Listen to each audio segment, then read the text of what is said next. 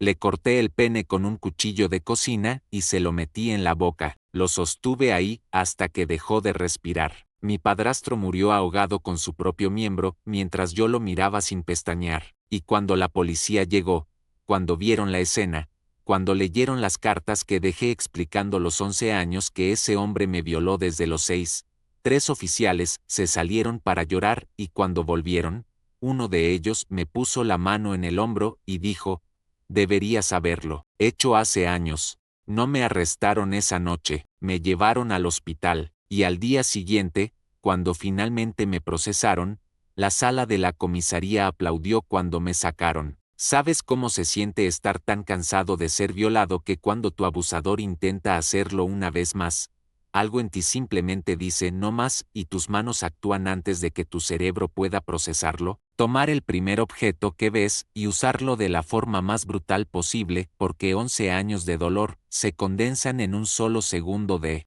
furia absoluta, porque yo lo sé, lo viví, y lo que hice fue tan gráfico, tan visceral, tan definitivo, que cuando la gente supo la historia completa, no me vieron como asesino, me vieron como sobreviviente que finalmente dijo basta. Necesito que entiendan algo desde Jack. Intenté todo antes de llegar a ese punto. Intenté decirle a mamá 6 veces. Intenté escapar 4 veces. Intenté suicidarme 2 veces. Durante 11 años busqué cualquier salida que no fuera violencia. Pero mi padrastro era policía. Sabía exactamente cómo evitar dejar evidencia procesable. Sabía cómo intimidar. Sabía cómo manipular el sistema. Hasta que esa noche, cuando tenía 17 y él intentó violarme por última vez, mi mano encontró ese cuchillo y 11 años de supervivencia se convirtieron en un minuto de justicia brutal. Mi nombre es Kael, tengo 17 años y técnicamente soy homicida, pero no estoy en prisión, estoy en programa de rehabilitación para víctimas de trauma extremo, porque cuando el jurado vio las fotografías de lo que quedó de mi padrastro, cuando leyeron las cartas que escribí durante años documentando cada violación, cuando escucharon los testimonios de vecinos que habían escuchado mis gritos durante 11 años, me declararon no culpable por razón de defensa propia bajo trauma extremo, y la sala del juzgado aplaudió. Magistrados, abogados, gente del público, todos aplaudieron. Empecemos desde el principio. Desde cuando Héctor entró a nuestras vidas como el Salvador perfecto, y yo era solo un niño de 6 años que necesitaba una figura paterna. Papá murió cuando yo tenía 5, cáncer. Mamá quedó devastada y con un hijo pequeño que mantener. Trabajaba lo que podía pero el dinero nunca alcanzaba. Vivíamos ajustados, luchando. Conoció a Héctor cuando yo tenía 6. Él era policía, uniforme impecable, sonrisa confiable, parecía estable. Seguro, todo lo que mamá necesitaba. Se casaron rápido. 3 meses de noviazgo. Héctor se mudó con nosotros. Dijo que cuidaría de nosotros, que seríamos familia. Los primeros 2 meses fueron normales. Héctor era amable conmigo, me llevaba al parque, jugábamos. Mamá estaba feliz por primera vez desde la muerte de papá. Pero entonces empezó. Una noche, 2 meses después de mudarse, Héctor entró a mi cuarto cuando mamá dormía, se sentó en mi cama, me dijo que necesitábamos tener conversación especial entre hombres, y me violó. La primera vez, tenía 6 años y medio. Cuando intenté gritar, puso su mano sobre mi boca. Cuando intenté pelear, me sujetó fácilmente. Era adulto grande, yo era niño pequeño. Después me amenazó, dijo que si le contaba a mamá, nadie me creería, que él era policía, que la gente confía en policías, que mamá lo eligió a él sobre mí. También dijo que si causaba problemas, se iría, y mamá volvería a estar triste y pobre. Quería eso, quería ser responsable de destruir la felicidad de mamá. Tenía 6 años, no sabía qué hacer, así que no dije nada. Las violaciones se volvieron rutinarias. 2, 3 veces por semana, siempre cuando mamá dormía o trabajaba, siempre con amenazas después. A los 7 años, intenté decirle a mamá, directamente, Héctor me hace cosas malas cuando no estás. Su respuesta me destruyó. Se enojó, me dijo que no inventara mentiras horribles sobre el hombre que nos cuidaba, que Héctor era bueno con nosotros, que yo estaba celoso de compartir su atención. Me mandó a mi cuarto, sin cena como castigo por mentir. Esa noche Héctor vino a mi cuarto, me dijo que lo había advertido, que nadie me creería, y me violó más brutalmente que nunca como castigo por intentar hablar. Intenté decirle a maestra en el colegio cuando tenía 8. Ella llamó a casa, habló con Héctor porque él respondió el teléfono. Héctor fue al colegio, con uniforme de policía, explicó que yo estaba pasando por fase difícil, que inventaba historias para llamar atención, que estaba en terapia. La maestra le creyó, era policía respetado. ¿Por qué dudaría? Cuando llegué a casa ese día, Héctor me esperaba, me golpeó, luego me violó, luego me dijo que si volvía a intentar hablar, me mataría y haría que pareciera accidente. Le creí, los años pasaron, 9, 10, 11, 12, las violaciones continuaban. Yo me volvía más callado, más retraído. Intenté escapar a los 13, empaqué mochila y me fui a mitad de la noche. Caminé durante horas. Héctor me encontró. Estaba de turno, haciendo patrulla. Me vio caminando, me puso en su patrulla. Cualquiera que nos viera pensaría que policía dedicado estaba ayudando a niño perdido. Me llevó a casa. Le dijo a mamá que me había encontrado deambulando, que probablemente había tenido pesadilla y salí confundido. Cuando mamá se durmió, Héctor me castigó. Fue la peor violación hasta ese punto. Intenté suicidarme 2 veces, a los 14 y a los 15. Pastillas ambas veces. Me encontraron y me salvaron. Me pusieron en terapia. Los terapeutas preguntaban por qué un adolescente querría morir. Yo no podía decirles. Héctor siempre estaba presente durante evaluación inicial. Su presencia era amenaza silenciosa. A los 16 empecé a escribir cartas, documentando todo, cada violación que recordaba, cada amenaza, cada vez que intenté pedir ayuda, las escondía, en libros, en cajones, en lugares donde Héctor no buscaría. Pensaba que si algo me pasaba,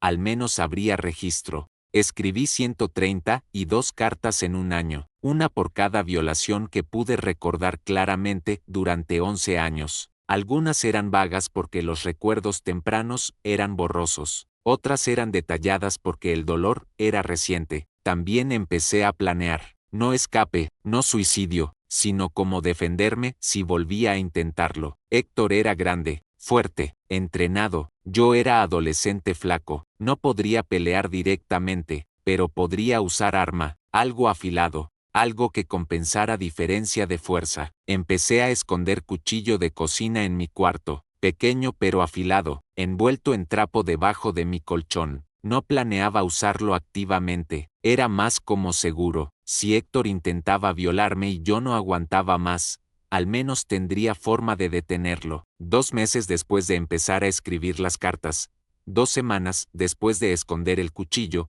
llegó la noche que cambió todo. Era viernes, mamá trabajaba turno nocturno, Héctor y yo solos en casa. Yo estaba en mi cuarto, haciendo tarea, intentando ignorar el nudo en mi estómago que siempre sentía cuando estaba solo con él. Héctor entró, cerró la puerta con llave, sonrisa que conocía demasiado bien. Ha pasado mucho desde nuestra última sesión, dijo. Así llamaba a las violaciones. Sesiones. Intenté retroceder. Mi cama estaba contra la pared. No había dónde ir.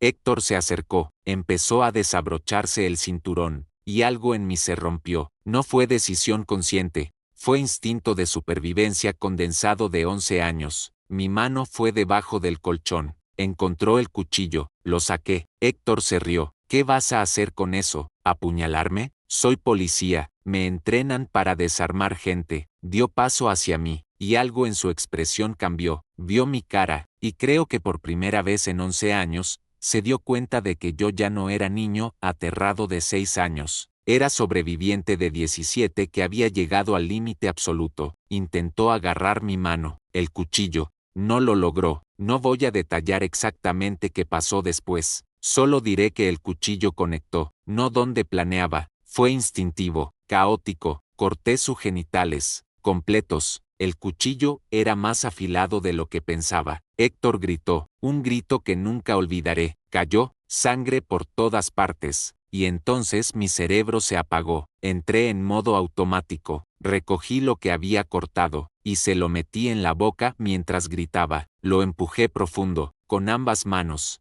Toda la furia de 11 años forzándolo dentro de su garganta. Héctor intentó sacarlo, intentó respirar, convulsionaba. Yo solo presionaba más fuerte, sostenía su cabeza contra el piso con mis rodillas, mis manos empujando en su boca. Minutos pasaron, no sé cuántos. Su lucha se debilitó, sus ojos se pusieron vidriosos, dejó de moverse. Solo entonces quité mis manos. Héctor estaba muerto, ahogado con su propio pene. Me senté en el piso, cubierto de su sangre, y sentí, nada, no horror, no culpa, no satisfacción, solo vacío. Eventualmente me levanté, fui a mi escritorio, saqué todas las cartas que había escondido, 132 cartas, documentando 11 años. Las puse en mi cama, ordenadas cronológicamente, y llamé al 911, maté a mi padrastro. Dije con voz calmada, vengan. La operadora intentó mantenerme en línea, hacer preguntas. Yo solo repetí la dirección y colgué. Policía llegó en minutos. Muchos. Héctor era uno de ellos. Entraron con armas. Me encontraron sentado junto al cuerpo, todavía cubierto de sangre. Me esposaron inmediatamente. Me leyeron derechos. Un oficial fue a registrar la escena. Vio el cuerpo, vio lo que había hecho. Salió rápido. Se veía verde. Escuché cuando vomitó afuera. Otro oficial vio las cartas en mi cama. Empezó a leer. Su expresión cambió. Llamó a los otros. Leyeron, carta tras carta. 11 años documentados por la víctima. Fechas, descripciones, intentos de pedir ayuda. Todo ahí. El oficial más viejo, un sargento, me miró diferente después de leer. Se acercó, se puso en cuclillas frente a mí, y dijo algo que nunca olvidaré. 11 años, asentí, y lo intentaste decir. Varias veces, volví a asentir. Se paró, miró a los otros oficiales, y dijo, no pongan las esposas tan apretadas. Este niño no es criminal. Me llevaron a estación, pero no a celda. Me llevaron a cuarto de interrogatorio pero con silla cómoda. Me ofrecieron agua, comida. El sargento me habló. Me dijo que necesitaban mi declaración, que contara todo. Desde el principio, conté, todo. 11 años, cada intento de pedir ayuda, cada amenaza de Héctor, todo. Mientras contaba, 3 oficiales salieron del cuarto en diferentes momentos. Después supe que habían salido a llorar. Uno tenía hijo de mi edad, otro tenía sobrino de 6. No podían escuchar sin romperse. Cuando terminé mi declaración, el sargento me dijo algo. Héctor era compañero nuestro. Trabajamos con él durante años. Pensábamos que lo conocíamos. Hizo pausa, pero después de leer esas cartas, después de escuchar tu historia,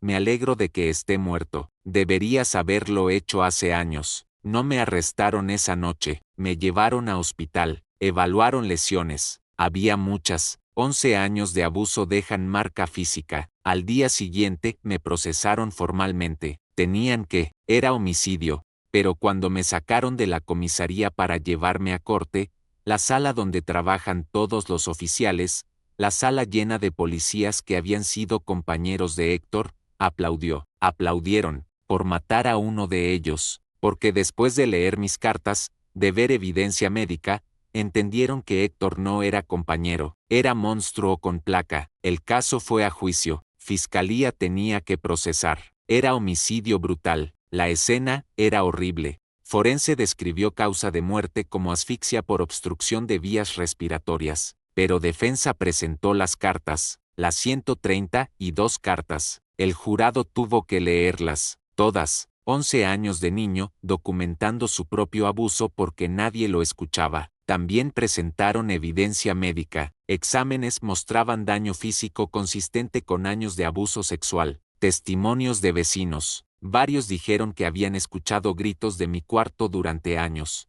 que habían visto a Héctor salir de mi cuarto en horas extrañas, pero nunca dijeron nada porque era policía. Asumieron que sabía qué hacía. Psicólogos testificaron. Explicaron defensa propia bajo trauma extremo. Como 11 años de abuso pueden crear reacción de lucha o huida que se activa violentamente cuando amenaza se presenta nuevamente. Un experto dijo, Kael no planeó matar a Héctor. Su cuerpo y mente, después de 11 años de trauma, reaccionaron cuando la amenaza se presentó nuevamente. La brutalidad del acto refleja la brutalidad del trauma acumulado. Fiscalía argumentaba que tuve oportunidad de parar, que después de cortar sus genitales, pude haber llamado al 911. En lugar de eso, lo asfixié con ellos. Defensa contraargumentó que yo estaba en estado disociativo, que mi mente se había desconectado, que no era decisión consciente sino acto automático de 11 años de supervivencia. El jurado deliberó 3 días.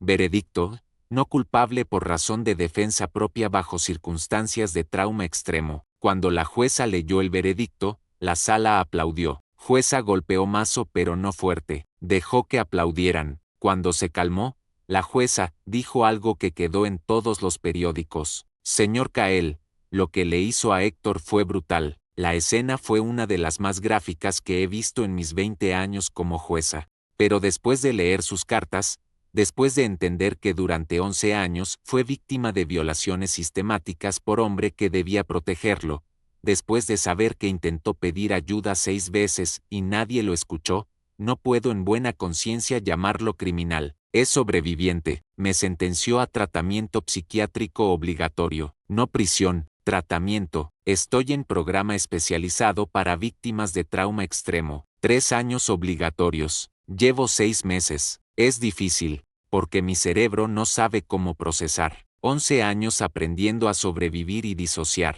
Y ahora tengo que aprender a sentir de nuevo. También proceso lo que hice, la brutalidad. Los terapeutas dicen que no debo sentir culpa porque actué en defensa propia, pero es difícil no sentir algo cuando sabes que causaste muerte tan gráfica. La familia de Héctor intentó demandarme. Querían justicia por su hijo, hermano, el padre asesinado. La demanda fue desestimada cuando leyeron las cartas. Algunos familiares después pidieron disculpas. Dijeron que no sabían, que si hubieran sabido habrían hecho algo. Mamá está devastada. No solo perdió a esposo, sino descubrió que durante 11 años su hijo fue violado y ella no vio. Está en terapia también. Nuestra relación está rota. No sé si se puede reparar. Cada vez que me ve su fallo, y yo no puedo decirle que no fue su culpa porque parte de mí todavía está enojado de que no me creyera cuando intenté decirle. Esta es mi historia, la historia del chico de 17 años que le cortó el pene a su padrastro y lo asfixió con él después de 11 años de violaciones. La historia que hizo que policías aplaudieran cuando fue absuelto. Si te impactó, dale me gusta al video. Es el botón de pulgar arriba debajo. Y si quieres escuchar más historias reales como esta, historias de supervivencia extrema, suscríbete al canal. Solo dale al botón de suscribirse. Déjame saber en los comentarios qué piensas. ¿Fue defensa propia o venganza? ¿La brutalidad del acto está justificada por la brutalidad del trauma? ¿Entiendes por qué hasta la policía aplaudió? Cuéntamelo. Este es un espacio seguro para compartir. Y si tienes tu propia historia que quieras que contemos, escríbela en los comentarios. La leeremos. Todas las historias merecen ser escuchadas. Perdón si el video fue muy largo, muy intenso, muy perturbador. Pero estas experiencias no se pueden condensar, no se pueden suavizar. Hay que contarlas completas para que la gente entienda cómo alguien llega a ese punto. Gracias por ser parte de esta comunidad. Gracias por no juzgar sin conocer toda la historia. Gracias por escuchar hasta el final. Nos vemos en el siguiente video. Si es que todavía quieren verme después de esto, y si están siendo abusados, si alguien los está violando, si nadie les cree cuando piden ayuda, no se rindan. Sigan hablando, sigan buscando ayuda, graben evidencia, escriban cartas, documenten todo, porque eventualmente alguien escuchará, y merecen ser rescatados antes de llegar al punto donde la única salida parece ser violencia. Cuídense, y si ven a un niño que necesita ayuda, créanle, esa creencia puede salvar vidas.